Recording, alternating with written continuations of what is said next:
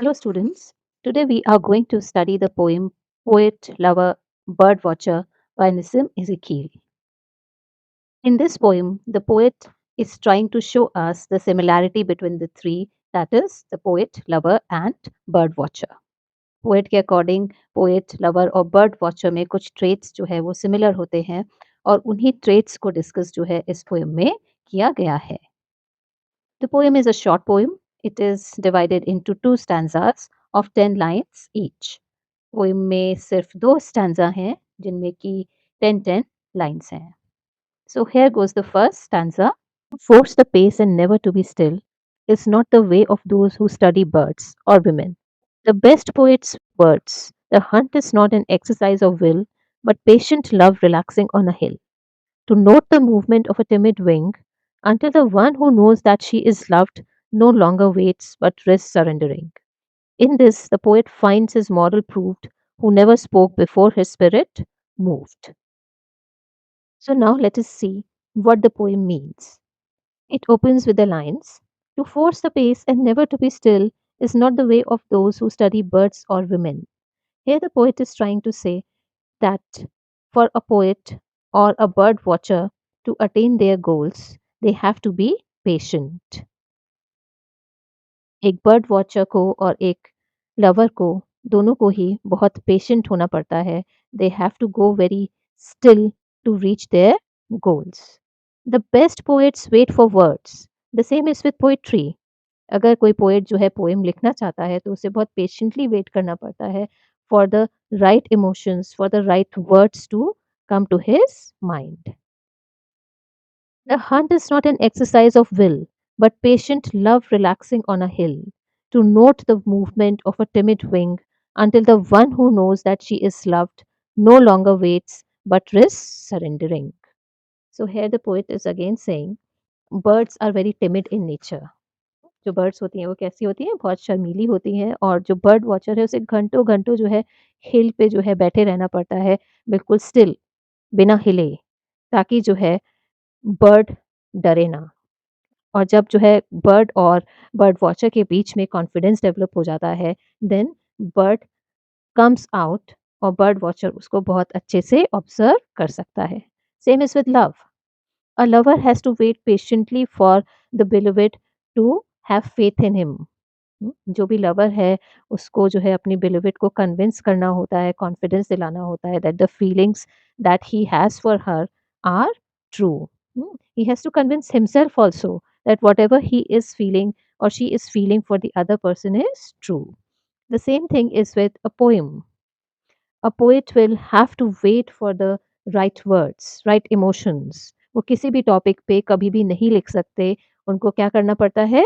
Wait करना पड़ता है इंस्पायर्ड फील करने के लिए, जो सही शब्द हैं वो उनके दिमाग में आने के लिए. ठीक है? So you can see that some words are repeated in the poem like still. Still मतलब बिल्कुल स्टेशनरी रहना, बिना हिले. Patient, hmm, wait. तो ये सारे जो वर्ड्स हैं वो किससे एसोसिएटेड हैं? Relaxing on a hill. They are associated with not being in a hurry. ये वर्ड्स यूज़ करके बार-बार जो है पोएट हमें किस बात का एहसास दिलाना चाहता है कि वे that we can not hasten the process while we are watching a bird, hmm, while we are finding love in our life, while we are writing. तो ये सारे जो वर्ड्स हैं ये स्टेशनरी फिगर को जो है एम्फसाइज कर रहे हैं कि आपको बिना मूवमेंट किए आपको जो है बहुत पेशेंटली जो है इन सब चीज़ों का इंतज़ार अपनी लाइफ में करना होता है. So this was the first stanza. Now we come to the second stanza.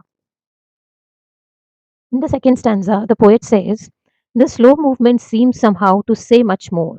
To watch the rarer birds, you have to go along deserted lanes and where the rivers flow in silence near the source or by a shore, remote and thorny like the heart's dark floor.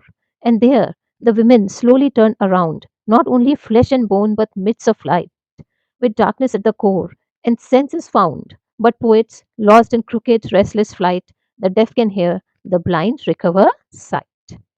Here, the poet is saying that if you have to find rarer birds, If you have to find a gem of a person as a lover, if you want to write something exceptional, अगर आपको जो है बहुत perfection के साथ करना चाहते हो, तो आपको क्या करना पड़ेगा? You will have to go along deserted lanes, in silence near the source. आपको ऐसी जगह पहुँचना होगा, जहाँ पर कोई भी नहीं पहुँचा है।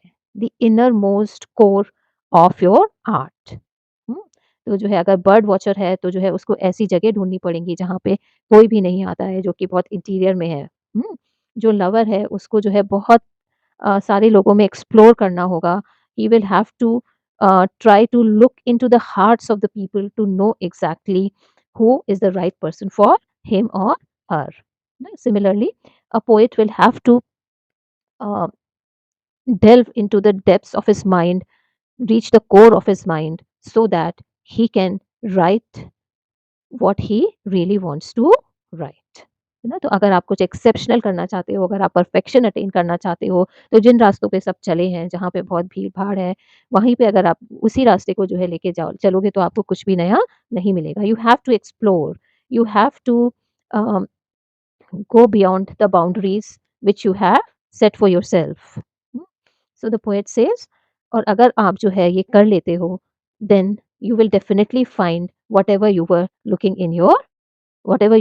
for in your life.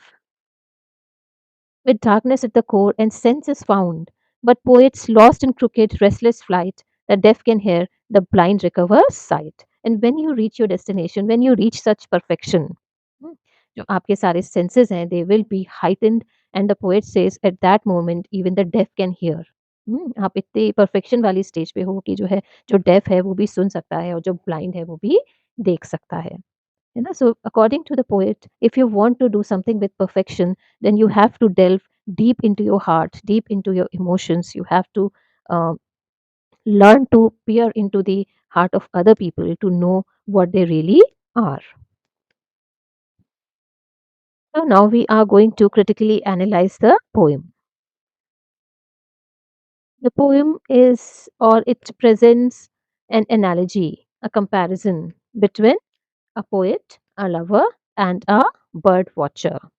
According to the poet, lover और बर्ड वॉचर जो है बहुत ही सिमिलर होते हैं। क्यों? क्योंकि उनकी लाइफ में पेशेंस की बहुत ज़्यादा इम्पोर्टेंस होती है। वो जो लाइफ में अपने गोल अचीव करना चाहते हैं, वो बिना पेशेंस के उनको नहीं मिल सकता।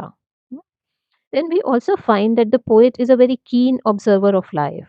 जैसे मिज़िकील की आप और भी पोएम्स पढ़ोगे, then you will find that he had a philosophical bent of mind. ना उनका बहुत चीज़ों को लेके बहुत डीपली सोचने का अ बहुत ही ज़्यादा डीपली जो है चीज़ों को लेके सोचते थे, और आपको यही ट्रेट जो है इस पोएम में दिख रहा है, क्योंकि उन्होंने 3 ऐसे लोगों को जो है कंपेयर किया है जो कि एक ऑर्डिनरी कॉमन माइंड जो है जिनमें कोई सिमिलैरिटी ना ढूँढ पाए। है ना? So we feel that he was a very keen observer of life, and his meditative perspective towards life is evident in his poem. And we can see that all the three, the poet, the bird watcher, and the lover, the identities of all these three are merged into poem as if they are one entity. आप देखोगे कि एक line जो है poem में वो bird watcher के लिए होगी, नेक्स्ट लवर के लिए होगी, और नेक्स्ट जो है क्या होगी, वो पोएट के लिए होगी। तो तीनों को ऐसे ब्लेंड कर दिया है पोएट ने कि जो है हमें समझने में प्रॉब्लम होती है कि ये he is talking about 3 different people. हुँ? उन्होंने जो है इन तीनों को मिला के एक एंटिटी बना दिया है। एंड अ फॉर एग्जाम्पल, आप जो है फर्स्ट स्टैंजा में अगर देखोगे तो the lines in the poems are, the best poets wait for words, the hunt is not an exercise of will, but patient love relaxing on a hill.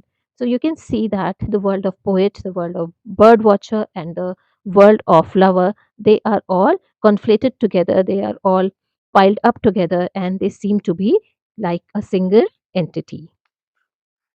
And we can see that the poet has employed nature imagery, क्योंकि उनकी poem जो है bird watching से related है।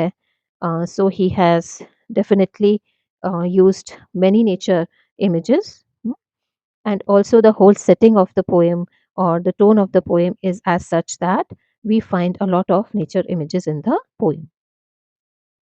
Because the poem is philosophical in nature, तो आप देख सकते हो कि पोएम की टोन कैसी है, इट इज़ मेडिटेटिव, रूमिनेटिव, जहाँ पे पोएट जो है सब कुछ सोच-सोच के जो है अ, कि इन तीनों चीज़ों में क्या सिमिलैरिटी है 3 लोगों में आपके साथ शेयर कर रहे हैं। So it is a meditative, philosophical, contemplative poem. जैसे कि हमने पहले भी जो है ये डिस्कस किया था, पोएम का स्ट्रक्चर अगर हम देखें तो it is divided into 2 stanzas और दोनों स्टैन्ज़ास में कितनी लाइन्स हैं? 10 lines each. So it is a poem of 20 lines. Total जो है पोएम में 20 लाइन्स हैं। Both stanzas are symmetrical to each other, meaning दोनों का जो स्ट्रक्चर है स्टैन्ज़ास का वो बिल्कुल सेम है। दोनों में 10 लाइन्स हैं और जो राइम स्कीम है वो भी दोनों स्टैन्ज़ास में सेम है। सो what is the real purpose of the poet in writing the poem? अगर वो हमें सिमिलैरिटी बता रहे हैं एक बर्ड वॉचर के बीच, एक लवर और एक पोएट के बीच, so what is the purpose of this analogy? ये जो उनका जुक्सटापोज़िशन है of 3 different kinds of people, what is the message that he wants to give us through his poem?